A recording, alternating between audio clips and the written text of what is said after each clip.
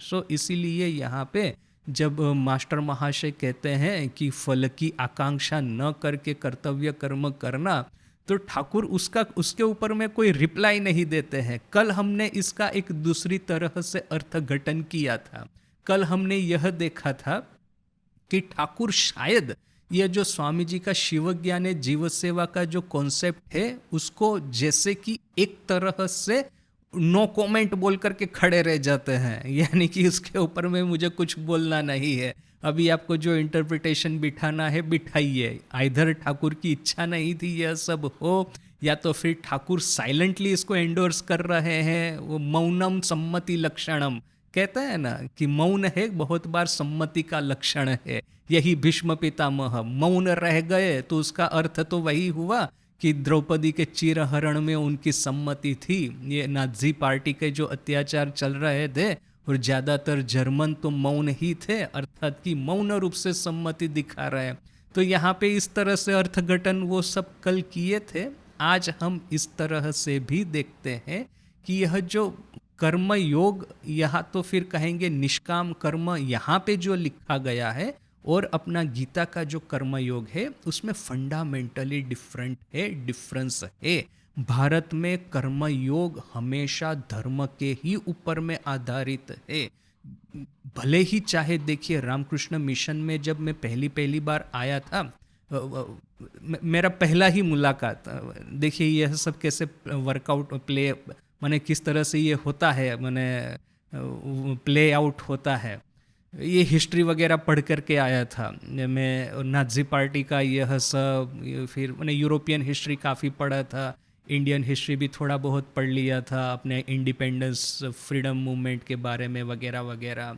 और बेलूर मठ में मैं आया ज्वाइन करने के लिए, मैं वार्तालाप हो रहा है पहले ही दिन, बिल्कुल फर्स्ट डिस्कशन उनके साथ में, तो उन्होंने ऑलमोस्ट पहला या दूसरा ही सेकंड स्टेटमेंट ऐसा किया, we are the blind followers of Swami Vivekananda. तो जैसे ही उन्होंने ये बात कही वैसे ही मेरे माइंड में ये पूरा ये जो नाजी पार्टी का था वो फ्लैश हो गया। मैंने कहा ये किस तरह के भयानक फेनेटिक सेक्ट में मैं आ गया हूँ। देखिए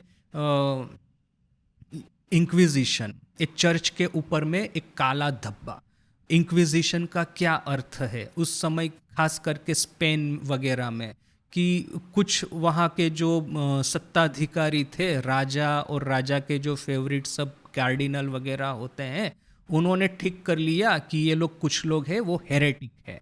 हेरेटिक इस अर्थात कि विधर्मी है, या तो फिर जो चर्च का जो मेन डॉक्ट्रिन है उसको सपोर्ट नहीं करते। तो क्यों नहीं सपोर्ट करते? क्योंकि वो लोग टैक्स, एक्सेसिव टैक्स देने से मना करते हैं, राजा का जो अत्याचार है उसके सामने विरोध उठाते हैं वगैरह वगैरह। जो पॉलिटिक्स है पूरा, धर्म के साथ कोई लेना देना नहीं। ये जो पादरी फादरी थे उस समय के इंक्विजिशन के, वो सब टॉप टू बॉटम करप्ट थे, मॉरली भी करप्ट थे, पॉलिटिकली भी करप्ट थे, और पैसा वगैरह कामिनी कांचन सब में डूबे हुए थे। तो ऐसा धर्म के साथ कोई लेना देना नहीं था।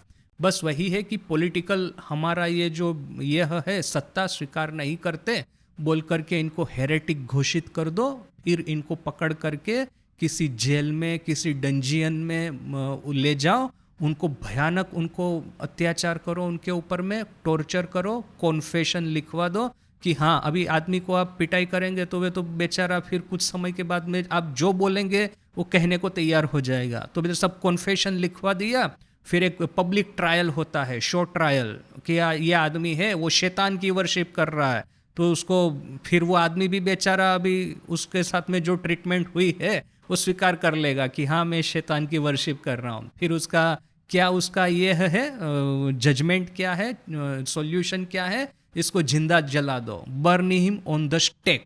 तो ये स्टेक के ऊपर में यानी कि एक खंबा होगा, नीचे में लकड़ियाँ रखी होगी, उसको बांध के उसको जला देंगे। This is darkest chapter in church history, ये स्पेनिश इंक्विजिशन था। तो वहाँ पे सेम थिंग कि ये जो सबसे बेस्ट स्पिरिचुअल ऑर्डर कहे जाते थे उस समय के, उसी ऑर्डर के साधुओं ने यह सब अत्याचार किया था। क्यों? Is a sense of duty, sense of order. ये मतलब हमको ये रिजिड सिस्टम के भीतर में रहना है कि ऊपर से जो ऑर्डर हुआ है उसको फॉलो हमको करना ही करना है। तो अभी ये स्पिरिचुअल लाइफ के लिए तो ठीक है कि आपको कहा जाए कि किसी भी तरह के दैहिक सुख उपभोग को आपको त्याग करना है। एक बार आप मोनेस्ट्री ज्वाइन करते हैं तो किसी भी तरह के कंफर्ट का त्याग करना है आपको, फिर रूटीन फॉलो करना है, अर्ली मॉर्निंग को उठना है, देर रात तक फिर आपको जो मास जो होता है अर्थात कि प्रेयर जो होती है सामूहिक प्रेयर, उसमें पार्टिसिपेट करना है, वो आपको करना ही करना है। आध्यात्मिक जीवन में इस तरह का रूटीन डिसिप्लिन, इसके अलावा ओबेडियंस के अलावा आपका काम नहीं चलने वाला। किंतु जब ये टॉप लीडरशिप करप्ट हो गई तो यही रूटीन डिसिप्लिन और ओबेडियंस इसका किस तरह से भयानक दुरुपयोग हुआ। तो देखिए कि मैं हमेशा ऐसा सोचता हूँ कि ये जो हिंदू धर्म है, हिंदू धर्म को आप इस तरह से, हिंदू धर्म के जो फॉलोवर्स है इसको आप इस तरह से करप्ट नहीं कर सकते हैं। इनको आप इनका दुरुपयोग किसी के ऊपर में अत्याचार करने के लिए नहीं कर सकते, क्योंकि हिंदू धर्म आपको हमेशा एक चॉइस देता है कि आपका मोरल भीतर में से क्या कहता है, आपकी कॉन्शियंस क्या कहती है, आपका एक मोरल मैप जो आपके माइंड में बैठा हुआ है वो आपको क्या कहता है। ठाकुर स्वयं कहते हैं ना कि ईश्वर को प्राप्त करने के लिए ध्रुव ने पिताजी की आज्ञा का उल्लंघन कर दिया, विभीषण ने बड़े भाई की आज्ञा का उल्लंघन कर दिया, वो जो एक पूरे एग्जाम्पल्स वगैरह देते हैं। तो फिर धर्म के रास्ते पे हमको जो सही लगता है उसको फॉलो करने के लिए जिनके पास में सत्ता है या जिनके पास में ऑथोरिटी है या जिनके प्रति हमारा ओबेडियंस होना चाहिए उसको हम उल्लंघन कर सकते हैं। Classical case in point Nachiketa. Ideally speaking के पिताजी जब ये बीमार गायों को, वृद्ध गायों को जब ये दान कर रहे हैं तो पुत्र के हिसाब से उसको चुपचाप यह सब देखना चाहिए। पिताजी में ज़्यादा अकल है पुत्र से, पुत्र तो बेचारा छोटा है। इसके बावजूद इसके भीतर में धर्म का उदय हुआ, कॉन्शियंस जागृत हुई और वो फिर पिताजी को जाकर के कहता है। अभी ये सीधा सीधी विरोध तो नहीं कर पाएगा, हमारी संस्कृति के विरोध जाता है। ज्येष्ठ भ्राता, पिता, इन सब की आज्ञा का पालन तो आपको हर किसी कीमत पे करना है। तो फिर वो ऐसा तो जाकर के नहीं कह सकता कि पिताजी आप जो कर रहे हैं वो गलत है। तो फिर वो क्या किया, उसने जाकर के पिताजी को कहा कि आप मुझे किसको दान में देने वाले हैं। यानी कि यदि आपने वृद्ध गायों को दिया दान में जो कि आपकी प्रिय नहीं है, तो आपको जो प्रिय है उसको भी तो आपको दान करना चाहिए। तभी तो जिस तरह का जो होम या जिस तरह का जो ये यज्ञ आप कर रहे हैं तभी तो वो सार्थक होगा। तो देखिए कि मेरा ये हमेशा से अंडरस्टैंडिंग रहा है कि हिंदू धर्म में आपको कॉन्शियंस को फॉलो करने का एक है ऑप्शन आपके पास में। यदि आपके यह जो सुपीरियर जिस बात को कहते हैं वो आपको स्वीकृत नहीं है, वो आपको अनएथिकल लगती है, इमोरल लगती है, अधार्मिक लगती है, तो आप उसके सामने अपना विरोध प्रदर्शित कर सकते हैं उसके सामने। किंतु जैसे ये ने मुझे कहा we are the blind followers of Swami Vivekananda, ये बात मुझे जितना उस समय जितना जिसने मुझे अपसेट किया था उतना ही फिर स्वामी जी का वो स्टेटमेंट है कि अपने जो लीडर है वो आपको कहते हैं कि नदी में कूद पड़ो, मगरमच्छ के सामने जाकर के ये आपका सामना करो, तो आपको पहले वो कर देना है, बाद में आपके लीडर को क्वेश्चन करना है। किंतु यहाँ पे देखिए कि स्वामी जी ने ये ऑप्शन तो हमको दिया है कि भले ही चाहे पहले आज्ञा का पालन कर लिया किंतु बाद में आप क्वेश्चन तो कर ही सकते हैं। तो किंतु यह सब है कि आपकी मोरल या तो कॉन्शियंस वगैरह जो है उसको आप फॉलो कर सकते हैं, that is with in the fold of Hinduism.